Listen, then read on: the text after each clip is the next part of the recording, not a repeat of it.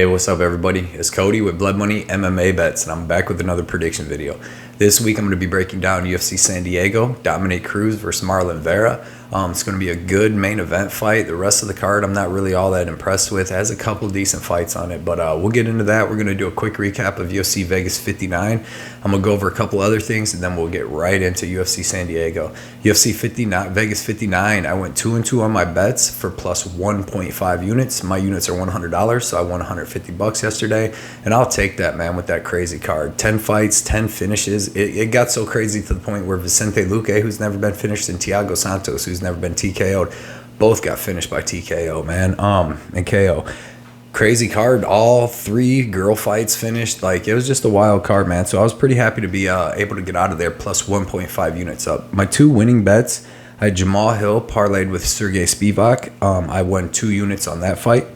My second winning bet was Hill, McKinney, Oleksiejczuk. I won 3 units on that fight, on that triple parlay, and I thought that parlay was going to be easy, and it was a winning parlay, but it was far from easy, man. That Hill and Santos fight was wild, dude. It was back and forth. A couple times I gave up my bet. I'm like, man, I lost a lot today, but came back and won, man. Hill's a soldier.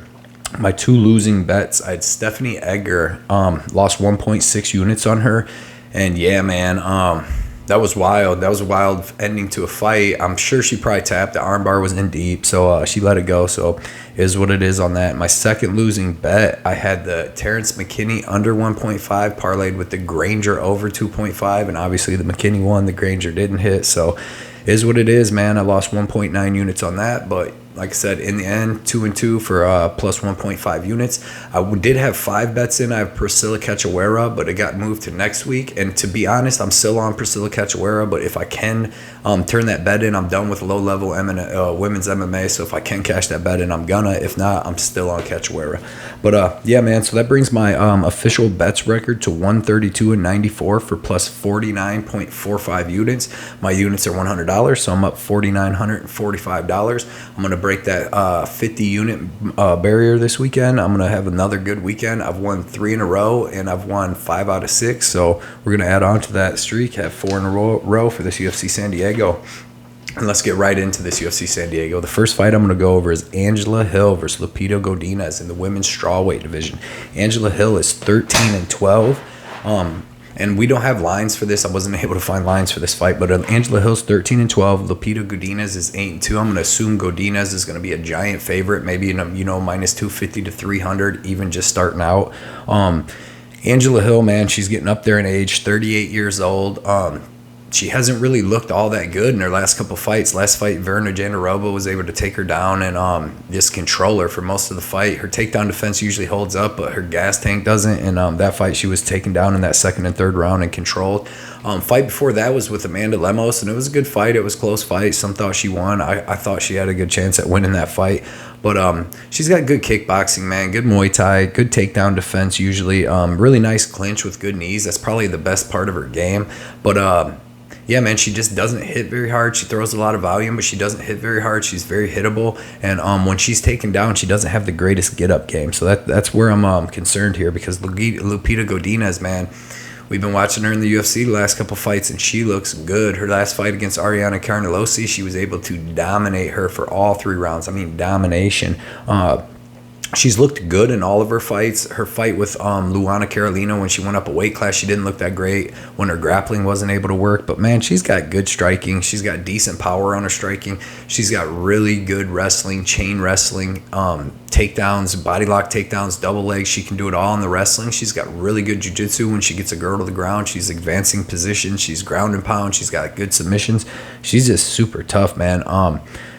Everything about her, I like everything about her. She's a really good prospect in this weight division, and I'm going to take her to win. I'm going to take Lupita Godinez to be able to land her takedowns. It's going to go to decision, in my opinion. She's not going to finish Angela Hill, but maybe, man, if Lupita Godinez keeps up the volume that and pace that she kept up against Ariane Carnelossi, she might be able to finish Angela Hill in that 3rd round when Angela Hill really starts slowing down. But I expect Lupita Godinez to be able to land these takedowns. First round might seem a little dicey, but Yeah, man, give me Godinez. I'll wait and see what the line is, but I expect it to be really, really big. Look at that or look at the over, but like I said, I'm trying to stay far away from women's MMA for a little while. My only 2 losses this weekend was from women's MMA. So next fight, we have Jason. This is one I already broke down last week. I have 2 of them that I already broke down last week that we're going to be going over kind of quick.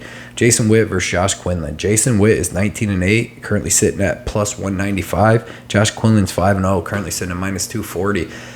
And yeah, man, this is going to be tale of 2 fights. If Jason Witt is able to land his takedowns, uses top control to cook Josh Quinlan, uses ground and pound, he's going to be able to win this fight.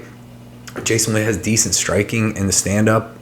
He has decent power, but he's hittable, and he's not good at taking shots. He has 8 losses. He's been finished in all 8 losses, KO'd 6 times. He does have a power in his left hook. He did drop Barberino with that, and he looked really good against Barberino. When his chin holds up, he looks good. But I see this fight going a lot like his last fight with Rowe, man, because Josh Quinlan has power on the feet. He's going to have a speed advantage. He's going to have a power advantage. He's a black belt in jiu-jitsu. He can be taken down. I've seen on the regional scene, but he's got good jiu-jitsu and a good get-up game, but that's against real low-level guys. So that's what's keeping me stay away from betting this fight. I think Quinlan wins. I think Quinlan gets a second-round TKO, just like what happened in Witt's last fight against Rowe, where he was able to take Rowe down a lot in that first round, wasn't able to get the finish. Rowe made him work a lot. In the second round, Witt couldn't get the takedowns, and Rowe just started beating him up when he gassed a little bit. So I see that happening here, man. I think this Josh Quinlan kid is really good. Like I said, he hasn't fought the best competition, but he hasn't really had a chance to. So this is a good test for him. We'll see if he can handle the wrestling and get over it, and then we'll see about betting him next fight. But yeah, this fight I'm just gonna watch it, see how he goes, because I could also see him coming out not being able to get the knockout and just being taken down over and over and over by Jason Witt. So staying away from that. Next fight is in the women's. Well, I think it's in the bantamweight division now. It's like a catchweight at like 130 or something. Ariane Lipski versus Priscila Cachoeira. Ariane Lipski's 14-7, currently sitting at minus 170. Priscila Cachoeira's 11-4, currently sitting at plus 140. Went over this fight last week. I like Cachoeira, man. I like Lipski, right, as a fighter. She's got good technique. She's got better technique than Cachoeira. She definitely is crisper with her strikes. She's going to be faster. And she's good, man. She has terrible takedown defense. Shouldn't have to worry about that here. The only problem with her is I don't think she wears damage well. Like, she has 2 TKO losses in the UFC, and it's mostly from being taken down and beaten up. But if you watch her fight with Molly McCann, man, Molly McCann in the first round, Lipski looked good. They both looked good, but Lipski looked better. But McCann was landing some pretty big shots, and by the second time when Lipski slowed down, her movement slowed. That's when McCann started taking over and being able to hit her with bigger shots. And I think that's what's going to happen here, man. I see Lipski probably winning that first round. She looks good. She moves, and as she's hitting Cachoeira with 2 strikes, I see Cachoeira hitting her with 1 big one. And by the second round, when Lipski starts slowing down and she's only throwing 1 shot now and it's 1 for 1, Cachoeira throws bombs, dude, and she's really mean. She's really aggressive. She's super tough. Lipski ain't finishing her with strikes. She's a zombie girl for a reason. And I just think in that second round that zombie girl's going to start taking over, hitting her with shots, building up that damage. And by the third round, if she does what she did to Kim when she went nuts and just hit her with all them elbows and went crazy she just went nuts, man. And if she does that, I think she can finish Lipski. Lipski does not wear damage well, man. So yeah, man, give me Cachoeira right here. I have a bet of 1.5 units to win like 2.15, but like I said, man, I don't think the casino will. Maybe they will, but if they let me cash it out, I'm going to cash it out. I still like Cachoeira, but I'm just done with women's MMA for right now, especially low level like this. I only want to bet top 5 girls pretty much, so if I do. So yeah, man, I'll let you guys know on my official bets video what happens, but I'm still taking Cachoeira here, especially Lipski missed weight. Obviously something was wrong where she didn't get cleared by the doctors. Now she's got 6-7 days to get ready for the next one, so obviously she wasn't still working out doing this. Going up in weight only helps Cachoeira because Cachoeira looks like the naturally bigger girl, so I like Cachoeira. Next fight is in the men's flyweight division. We got Ode Osborne versus Tyson Nam. Ode Osborne's 11-4, currently sitting at minus 230. Tyson Nam is 12-1, currently sitting at plus 195, and this should be a good striking match. We haven't seen Tyson Nam for a little bit. His last fight, he got beat up by Matt Schnell in a standing battle. He's just a little slower. Ode Osborne, man, excellent striking, explosive striking. He uses straights right down the pipe with both hands. Has good flying knees. Really powerful. He's powerful in his right hook, KO power with that. Really nice front kicks and push kicks. He has powerful leg kicks, and he has powerful knees to the body, especially in the clinch. He likes to grab a tie clinch and hit people with them strong knees to the body. But he slows down in the third, but that's usually after a little bit of grappling and stuff. And that's not going to happen here unless he initiates the grappling. Tyson Nam, man, you've seen this guy. He's explosive, powerful striker, but he's low output. He's got KO power, but he hasn't really KO'd anybody that great. Really powerful right hand, nice check left hook. Really just walks around the cage waiting to counter. And Ode Osborne, I feel, is just going to pick him apart here. He's going to be way faster. He's going to be way more powerful. And he throws the straighter punches, and he has the more output. And if worse comes to worse, he also has a wrestling game he can rely on. So Ode Osborne's been looking good and fresh, man. I expect him to get a good win here. I don't know if he, like I said, I don't know if he finishes Tyson Nam, because Tyson Nam is super tough. He's only been KO'd one time in his career, and that's in 34 fights or 33 fights. So give me Ode by decision, but also he could catch Tyson Nam's 38 years old now, so his chin's got to be going a little bit, so maybe he could catch him. But give me Ode Osborne by decision. I really like him, and I'm looking at throwing him in a parlay if the line doesn't get too out of control by the time I get to the casino tomorrow. Next fight's in the men's bantamweight division. We got Youssef Zalal versus Damon Blackshear. Youssef Zalal is 10-5, currently sitting at -110. Blackshear is 12-4, currently sitting at -110. This is a late replacement notice fight. Youssef Zalal was supposed to fight Christian Rodriguez, which was going to be Christian Rodriguez Quinlan, which was going to be a really good fight, man. This is Zalal's dropping down to 135 for the first time, and I really like this guy, man. I really like Youssef Zalal. We haven't seen him for a little while. He's only 25 years old. He came into the UFC a couple of years ago and was fighting everybody really quick, and just really kind of went nuts, man. And I don't know. They put him against Ilia Topuria, and it's just a little too much too soon for Youssef Zalal. Topuria is just a lot stronger guy. I like this drop down to 135 for Zalal. Zalal, man, nice smooth striking, good at mixing in takedowns with the striking. We've seen against Austin Lingo. He has power in his striking. You've seen him drop Peter Barrett. You've seen him drop a couple guys with kicks, man. Pretty good cage grappling. He has a good clinch up against the cage. He has good takedowns from that clinch. He has good knees and everything in the clinch. Good top control and ground and pound when he's on the ground. Super tough. He has pretty good cardio, but I mean, it's looked good in some fights, like against Austin Lingo and them, Pete Barrett and all that. But then against like Ilia Topuria and Sung Woo Choi, he kind of looked a little slower in the third. But them dudes are big 145ers. You've seen Topuria fight at 155, and you've seen Sung Woo Choi is just a giant 145er. He's like 6'1". So he can be beaten down and held down by bigger guys with more explosive wrestling, but I don't see that happening here, man. Blackshear is good. He's coming in on one week notice. He does have some pretty good clean striking. He has a little bit of power in his right hand. I've seen on his regional scene fights. Decent offensive and defensive and defensive wrestling is pretty good. He has really good submissions. He has 12 wins. He has 8 wins by sub. Pretty nice ground and pound when he's on the ground. He'll make guys give up their back, and he'll get that rear naked choke. But coming in on 1 week notice is not good. He has a terrible slate of competition, man. None of his guys have really good records, and he's had some pretty good fights with them. But he has finished, like I said, a lot of them. He's finished 10 out of 12, or out of a 12 of his wins. Yeah. But I like Youssef Zalal here. I like that he's took a little while off. I feel like he's going to come back better. I feel like he's going to be faster than Damon Blackshear here. I feel like he's going to have the better striking, the better clinch, and I think he's going to have the better ground game. So yeah, and he's on a full camp. So I'm going to take Youssef Zalal, man. I'm going to take him by decision. I don't think he finishes Blackshear, but give me Zalal by decision. I don't know. I might bet it. I got to see. I want to see what he looks like throughout the week. I'll check his Instagram and a lot of stuff because, like I said, he is dropping weight. But I really do like him, man. I like this guy. And plus, another thing about Blackshear is he has a loss to Chris Montino. That's not a good look, dude. There is no way Montino would ever beat Youssef Zalal. So next fight's in the men's lightweight division. We got Gabriel Benitez versus Charlie Ontiveros. Gabriel Benitez is 22-10, currently sitting at -350. Charlie Ontiveros is 11-8, currently sitting at +275. Charlie Ontiveros is going to have 6 inches of height and 5 inches of reach in this fight, which is, pretty big. Coming up, Gabriel Benitez is coming back up to 155. He went down to 145, fought David Onama and them. didn't really have the best run back at 145. But yeah, man, Gabriel Benitez has good striking. He has excellent leg kicks, really powerful leg kicks. He has good boxing. You've seen him hurt David Onama, busted him in the eye before he was finished. Super powerful body, leg, and head kicks. Really nice step in knees to the body. You've seen him hit Justin James with that. Just a really tough dude, man. Really good counter striking. He can come forward with pressure. Good jiu-jitsu. He doesn't really ever shoot takedowns too much, but decent offensive and defensive wrestling. Good jiu-jitsu, good ground and pound when he is on the ground. He's just a very skilled guy. He's a well-rounded. He's a veteran, man. But he's 1-4 in his last 5 fights, and he's been KO'd 3 times. He's minus 350 here too, which is wild. Because Charlie Ontiveros, man. You've seen this guy fight.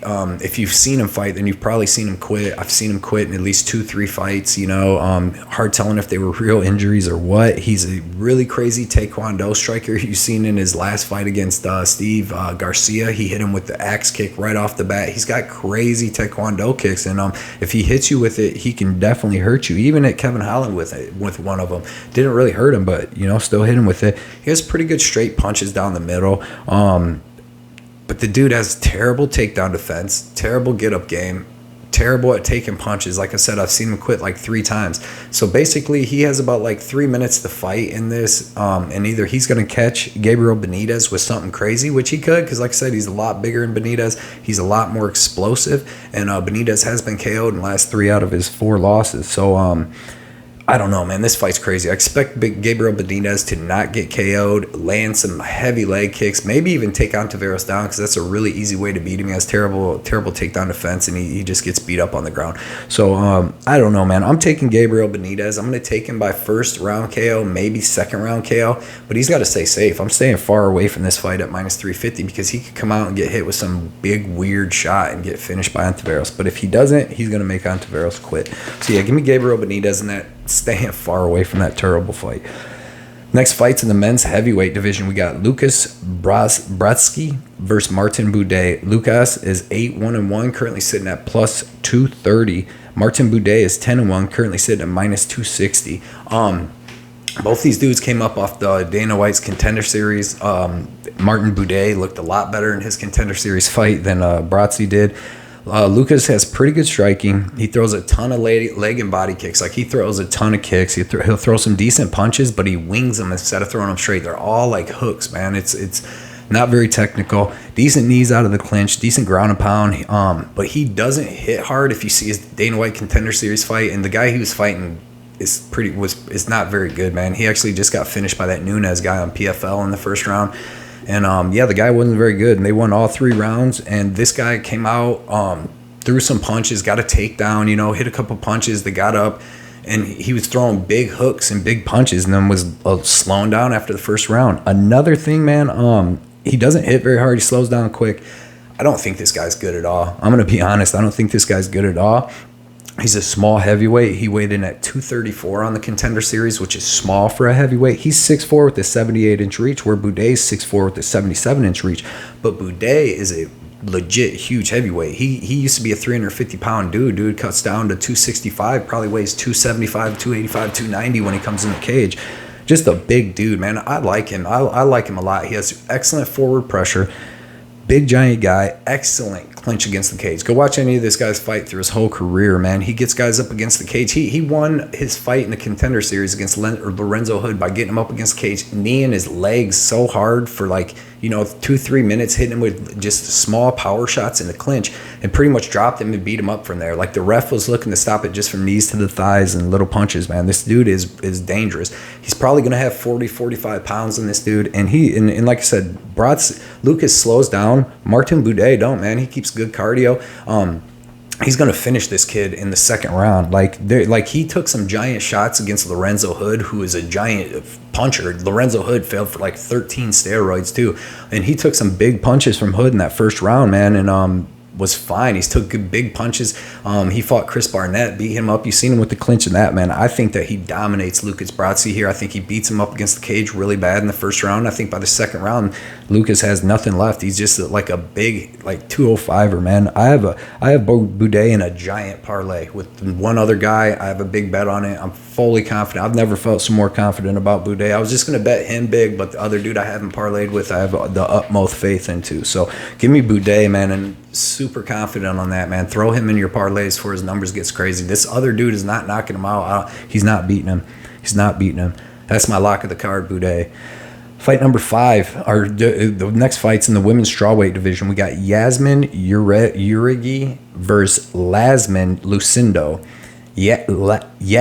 Motherfucker, man. Yasmin is 8-0, currently sitting at -190. She's from Mexico. Lasmin Lucindo is 13-4, currently sitting at +165. She's from Brazil.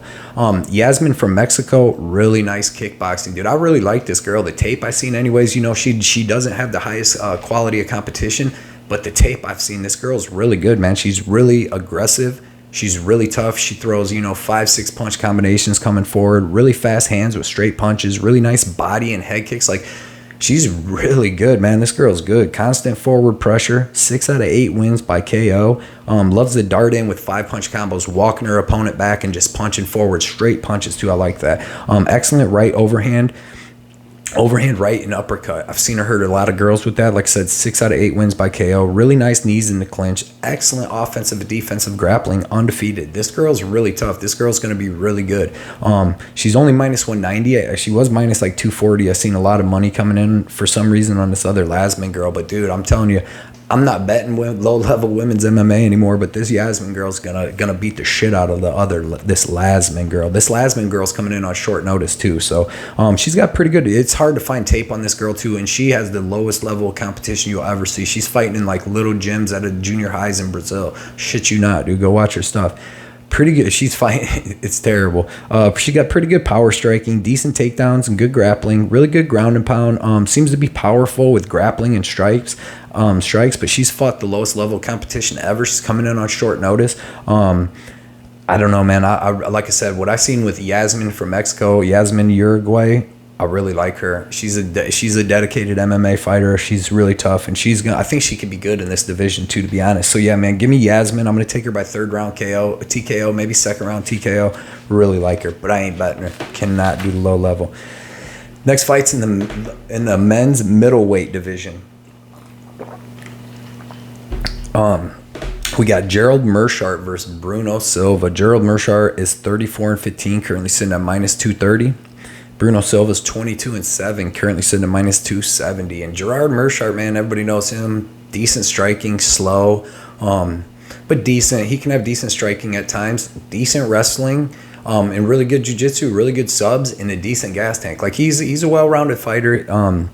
Veteran, been fighting for a long time, but I like it, man. I like him as a fighter. Like I said, he's got a lot of come from behind victories late in fights, but yeah, man, I don't see him getting it here. He's got excellent subs from his back, triangle and the arm bars. He has excellent rear naked chokes if he gets on your back. He has decent strikes in the clinch, great at getting comeback submissions, like I said, but very slow striking with the suspect chin. I mean, dude, you've seen him get knocked out against Ian Heinisch. You've seen Hamzat hit him with one big shot, knock him out. You've seen him get dropped a lot, man, and usually his way to win, like even in his last fight against Dustin Stolfus, he was getting beat the first 2 rounds and part of the 3rd, and then came back, got that submission when Stolfus kind of gassed out. He got that comeback submission against Murdev Makhmadov, whatever, dude. Comeback win, but that dude gassed himself out in the first round, throwing big shots, and then he took a couple shots and got choked out by Meerschaert. But that is not happening here, man. Bruno Silva's is savage, dude.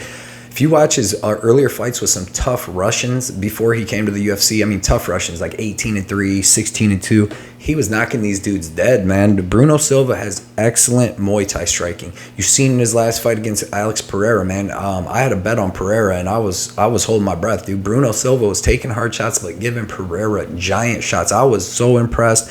I've been impressed with all his fights, with his win over Andrew Sanchez, with his win over Wellington Turman, Jordan Wright, everything, man. And then his fight with Alex Pereira showed me this dude's not getting knocked out. He don't gas. He's super tough. You seen against Wellington Turman, Wellington did not want to strike with him, took him down like 3 times within the first 2 minutes. Bruno Silva, great get-up game. He can be taken down. He has a nice black belt in jiu-jitsu. He was choked out, submitted early in his career, but this like 8-9 years ago, 10 years ago when he first started. Now he's a black belt in jiu-jitsu. He's been doing a lot of tournaments. He actually was had a wrestling grappling match with Wellington Turman before they fought. So that's how I knew he was going to win that. He actually won that. But I like this dude. Power in both hands, super aggressive. Like I said, he can be taken down by a good wrestler like Andrew Sanchez. Good get-up game. Excellent cardio. He backs guys up against the cage and goes nuts with both hands. Rip into the body, rip into the head. He's got a super good chin, like I said in his last fight. I see him getting the knockout here over Meerschaert in the first or second round. Meerschaert may go for some takedowns. He may even get 1 or 2. I doubt it. Bruno Silva's takedown defense isn't that bad, but even if Meerschaert does, he's not. He was taking down Stolfus and getting reversed and just getting controlled, and then he gasses out when he wrestles real hard too. Meerschaert does, and you've seen with Silva, he doesn't.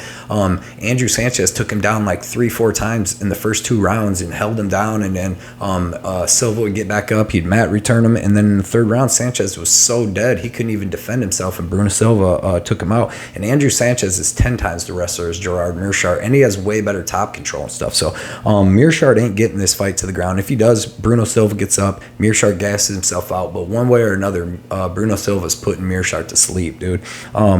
I got Bruno Silva by 2nd round KO. Like I said, Meerschaert might come out in that 1st round. He's gonna have to try to wrestle heavy. If he does, he's just gonna gas himself out. And if he stands up, he's getting knocked out. Bruno Silva, like I said, another thing I love is his cardio. Great cardio. He showed it in all of his fights, especially his comeback against Andrew Sanchez. He's getting this finish. I got Silva parlayed with Buday. I think both these dudes are locks. I have 4.1 units to win 4 units, and I love that bet. I think both these dudes get dominant victories. They're going to both get dominant victories. Bruno Silva could do some real damage in this 185 division. I really hope to see him do that because, Meerschaert's on his way out, and his chin is not the best. So his only way to win is by sub, and like I said, Silva's a black belt. So give me Silva by murder in that 2nd round. I got that big parlay, and that's the only bet I have in right now. I did have Alexa Grasso. I had her bet over Vivian Araujo, but that fight fell off. So next fight's in the women's flyweight division. We got Nina Nunes versus Cynthia Calvillo. Nina Nunes is 10-7, currently sitting at plus 130. Cynthia Calvillo's 9-4-1, currently sitting at plus one or minus 150. And yeah, man, I know people's gonna make a lot about Nina Nunes being 36 years old, but Cynthia Calvillo is also 35 years old. Nina Nunes, man, I really like her in this fight. Nina Nunes is tough as hell. If you go back and watch her other fights before she got pregnant and took a couple years off, she's really good. She's got wins over Claudia Gadelha, and Claudia Gadelha was really good. She almost had a comeback win against Tatiana Suarez, who's a savage. I know in her last fight when she came back after her pregnancy, she got taken down and tapped out by Mackenzie Dern, but that's what Mackenzie Dern does to people.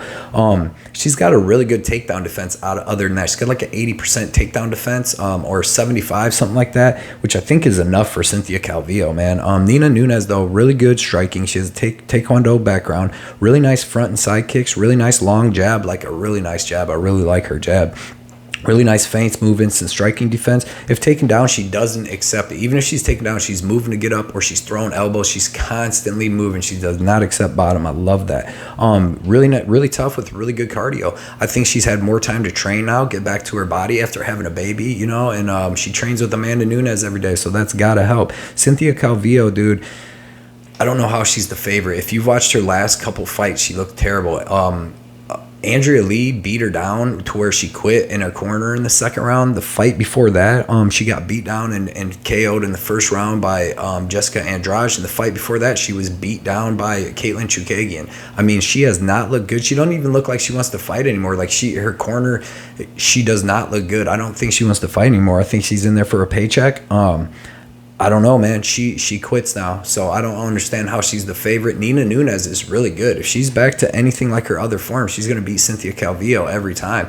I really like Nina Nunes. I really want to bet her, man. I like her by decision or maybe even by third round finish, or Calvillo just quits. Calvillo's striking looks slower. Something happened in her life. I feel sorry. I hope everything gets better. I don't know what it is, but she used to be super tough, man, and now she looks for ways out. So give me Nina Nunes by decision or finish. And I think this is like right at the level, even though both these girls are super high level. I don't think I'll be able to get the bet in. I want to. I really like Nina Nunes in this card, but I don't know, man. I'll be looking at some over-unders and stuff because I don't see me having a lot of bets on this card. I really don't like a lot of the lines. I don't like a lot of the fights. There's so many questions, so many variables, man. Besides having that big bet, I'm probably going to keep it pretty light on this one because it's just like this fight. Who knows, man? Men's light heavyweight division. We got Devin Clark versus Azmat Murakhanov. Devin Clark's 13-6, currently sitting at plus 143. Azmat Murakhanov is 11-0, currently sitting at minus 163. Devin Clark, man, good, well-rounded fighter. Good power striking. You seen his last fight get that knockout over William Knight. Hit him with a solid elbow in the clinch, and that started the finish. You've seen him have a nice fight with Alonzo Menafield and get the win there. Dude's tough, man. Good wrestling. Comes from a college wrestling background. Can be low output on the feet, but when he does strike, he strikes with a lot of power. He mixes in his grappling pretty good. He's got a really good clinch up against the cage. He's got pretty good wrestling, like I said, in takedowns. He's got good ground and pound. Excellent top control with good sub attempts. He's got pretty good jiu-jitsu for a big man. He's got powerful leg and head kicks. You see his legs, man. Devin Clark has giant legs, man. Good clinch up against the cage, like I said, with good elbows and punches. He's got really good cardio, and he's got good toughness. You've seen him get his teeth knocked out against Ian Cutelaba when they went back. Kept fighting, man. Dude's a savage. He can be hit with good shots though sometimes, and kind of look for a way out, like against Ratchik. He did that kind of against Ryan Spann where he's choked out up against the cage. But I like Devin Clark. I like him as a fighter. He's going to be a little bigger here too. He's 2 inches taller and he's going to have 4 inches of reach. But yeah, man, he's not a finisher at all. That's another thing. He finished William Knight, and that's his only finish inside the cage, and he's fought a lot of fights. Azmat, though, man, excellent power striking, good left hand with KO power. You've seen he's got a good flying knee. It actually started with the left hand over Tafan the Don. Hit him with that left hand because Tafan's corner, like dummies, told him to rush in and get the finish, even though Tafan was up 2-0. So Tafan goes in, gets hurt. But Azmat, man, excellent power striking, really nice boxing with both hands, good power, really fast, powerful leg. Or left hand with KO power, dude. That thing comes straight. That thing comes overhand. If he touches you with it, he's hurting you with it. Pretty good wrestling, offensive and defensive. Wasn't able to get Tafan down. Tafan's a really good big dude too, but he wasn't able to land any takedowns. He has an excellent check right hook too, though. That's an excellent punch for him. He could land that here. KO power in his super fast uppercuts. He has 9 first-round finishes and 1 third-round finish now. So he's finished 10 out of 11 opponents. Super fast and explosive with everything he does. He seems to slow down after the first round, but he keeps fighting. He keeps going. It seems like he loses power, but then boom, in the third round, he knocks out Tafan. So who knows, man? But I really like this guy. He's a little older, too. He's already 33, so he's really got to get this career going. But, yeah, man, I really like him here. I think he's going to be tougher, more explosive than Devin Clark. I think he's going to be able to stop Devin Clark's wrestling. And like I said, Devin Clark doesn't like to be hit by giant shots. And I think Murakhanov can hit him with them shots. So I'm going to take Murakhanov by first or second round finish. I'm going to stay away from this fight, man, because who knows? Maybe Devin Clark can come out here, land some takedowns. He's going to be a lot bigger and thicker than Murakhanov, so maybe he can just clinch him up against the cage, kind of like he did Menafield and them, and hit him with some good knees and some good punches and just wear him out. So I'm staying away from this fight, man, because Devin Clark does definitely have a chance to win this fight if Azmat slows down and he doesn't make the same mistakes that Tafan did. Next fight's in the men's featherweight division. We got David Onama versus Nate Landwehr. David Onama 10-1, currently sitting at minus 215. Nate Landwehr is 15-4, currently sitting at minus 185. This is going to be one of the best fights on the card, man. David Onama, You've seen him now fight in the UFC 3 times, had that really good showing against Mason Jones, and I believe everybody thought that he was a savage because of that. And we may have overestimated how good Mason Jones is, though, a little bit, even though he's good. I mean, just a little bit to give somebody a ton of credit just for, making it 3 rounds with him or whatever. But David Onama, man, really good striking. He has really long striking. He's 5'11" with a 74-inch reach, which is huge in the featherweight division. Nate Landwehr is 5'9" with a 70.5, so he's going to be 2 inches taller with 3.5 inches of reach. Which will be big in this fight because this will be a striking fight for the whole fight, in my opinion. But David Onama, man, good strike, good striking, good power in both hands. Throws a lot of boxing. He really doesn't throw too many leg kicks or too many kicks, to be honest. Constant good forward pressure. He has good offensive and defensive wrestling. Big power in both hands. Really nice long strikes, man, that are straight. That's what I like. That's what he was catching Gabriel Benitez with, who's fighting when he knocked him out. Very fast and explosive. Very good at walking forward and pressuring, throwing 9 punch combos. You've seen that in his last fight too. He's good at switching stances, and that's what he did against Benitez. He was doing that against Mason Jones too, and hitting him with some good shots. But he's good at switching stances and keeping power. Really nice, powerful, long jab. I really like that about him. He knows how to use that jab good. But the dude, he's very hittable, and he's kind of got a suspect wrestling. Like I said, he's got good offensive and defense, like decent offensive and defensive wrestling, but he can be taken down. Mason Jones was able to sorry about that. Mason Jones was able to take him down and hold him down for 2 rounds, for the second and third round. So, but he had a good get-up game, man. The kid's tough, and that was up at weight class. But Nate Landwehr, man, I like this kid too. Really nice kickboxing. Nice, powerful right hand. You've seen him in all his fights. He had the early knockout loss to Gilbert Burns, which if Gilbert Burns don't hit him with that knee, Gilbert Burns, they'd already went to the ground. Gilbert Burns already tried to squeeze him and choke him out. He couldn't. Nate Landwehr was going to kill him in that fight, as you've seen with Gilbert Burns. If he didn't get hit with that knee, he got hit with the knee by Julian Erosa after he dropped Erosa. Erosa, like he went in for the finish. Erosa hit him with a shot to kind of send him back, hit him with the knee. But other than that, man, the dude has looked good. He looked good against Darren Elkins. Great cardio, great toughness. You've seen him choke out Ludovic Klein. So on that basis right there, I can't bet Onama as a minus 215 favorite, because if he doesn't knock out Landwehr, this is going to be a dogfight. It's going to be a dogfight. Like I said, Landwehr is tough, man. He fought in Russia before he came to the UFC. He was over there fighting dogs in Russia, having really good fights with them, man.